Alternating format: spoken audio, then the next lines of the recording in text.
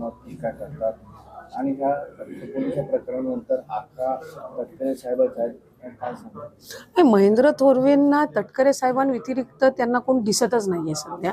गेल्या 1-1.5 वर्षापासून आपण बघतोय की दिवस रात्र तटकरे साहेब, तटकरे कुटुंब हे यांच्या अवतीभोवतीच त्यांचं आयुष्य फिरतंय. खरं तर मला कधी कधी त्यांना आठवण करून द्यावीशी वाटते की ते एक आमदार आहेत विधानसभे मतदारसंघाचे, आणि त्यांच्या मतदारसंघाच्या प्रश्नावर जर त्यांनी अधिक लक्ष घातलं असतं तर ही वेळ त्यांच्यावर आली नसती. त्याच्यामुळे आपल्या मतदारसंघातल्या प्रश्नांमध्ये जसे आम्ही जास्ती वेळ आमच्या मंत्रिमंडळातली जी जबाबदारी आहे, विधानसभा मतदारसंघ आहे, इथं जसं आम्ही लोकांच्या प्रश्नांमध्ये जास्ती आमचं पूर्ण वेळ आम्ही व्यतीत करत असतो, ते महेंद्रजींनी जर केलं तर त्यांच्याबाबतची ही जी सगळी नकारात्मक बाबी ज्या ऐकायला मिळत आहेत त्या मला वाटतं कमी होतील. पण कदाचित त्यांना तटकरे साहेबांचं म्हणजे एक ऑब्सेशन आपण म्हणतो तशा पद्धतीचं त्यांचं झालेलं असल्यामुळे कुठे ना कुठेतरी वेगवेगळे खोटे आरोप करणं, मधल्याही कालावधीमध्ये कुठेही जिथेही काही संबंध नाही तिथं तटकरे साहेबांचं नाव घेणं, याचा अर्थ असा आहे की ते बेचैन झालेले आहेत तटकरे साहेबांच्या नावाने.